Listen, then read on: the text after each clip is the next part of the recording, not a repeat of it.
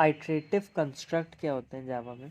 कोई भी ऐसा मेथड या कोई भी प्रोग्राम जो कि कोई कंस्ट्रक्ट करने की कोई मेथड के, a method of making a program is called a construct. ठीक, तो कंस्ट्रक्ट तीन तरीके के होते हैं। पहला होता है सीक्वेंस, फिर आता है सिलेक्शन या डिसीजन, और फिर होता है लूपिंग कंस्ट्रक्ट। तो अगर सीक्वेंस की बात करते हैं तो कोई जो सारे स्टेटमेंट है किसी प्रोग्राम में वो एक पर्टिकुलर सीक्वेंस में एग्जीक्यूट होंगे, और जो सीक्वेंस होता है वो 1 बाय 1 का सीक्वेंस होता है, तो वो सीक्वेंस कंस्ट्रक्ट हो गया।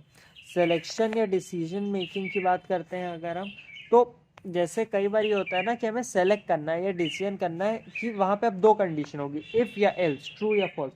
या तो ये अगर सही हो गया तो ये रन हो जाए, और अगर ये फॉल्स हो गया तो इसके नीचे वाला रन हो जाए। तो ऐसी सिचुएशन जब आ जाती है तो उसे हम सिलेक्शन या डिसीजन मेकिंग स्टेटमेंट कहते हैं, कंस्ट्रक्ट कहते हैं।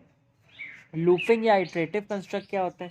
लूप, जब हमको किसी काम को रिपीटेटिवली कई बार करना होता है तो हमारे वो लूपिंग होते हैं। उसमें for loop, while loop, do while loop, ये सब आ जाते हैं।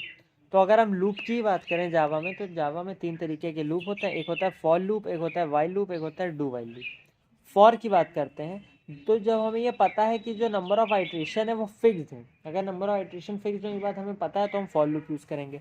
जब हमें ये नहीं पता है कि नंबर ऑफ आइट्रेशन क्या है और अगर होंगी भी या नहीं, तो हम लोग वाइल का यूज़ करते हैं। और डू वाइल में क्या होता है कि अगर नंबर ऑफ आइट्रेशन जो है फिक्स नहीं है, ये हमें पता है कि ये फिक्स नहीं है, लेकिन हमें कम से कम एक बार तो उसको रन कराना ही है, तो हम डू वाइल को यूज़ करते हैं। ठीक है, समझ में आया?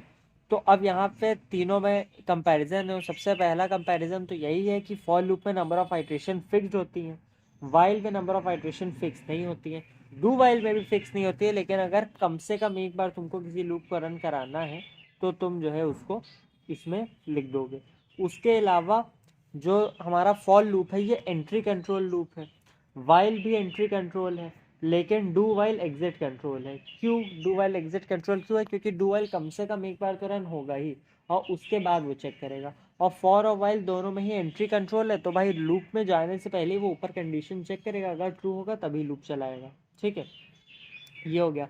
इसके अलावा तीनों का जो सिंटेक्स है उसको अगर तुम लिख दोगे तो सिंटेक्स तुम्हारा एक एक वो हो जाएगा, डिफरेंस हो जाएगा। तो इस तरीके से तुम इन तीनों ही आइटरेटिव कंस्ट्रक्ट्स में कुछ ना कुछ डिफरेंस बता सकते हो।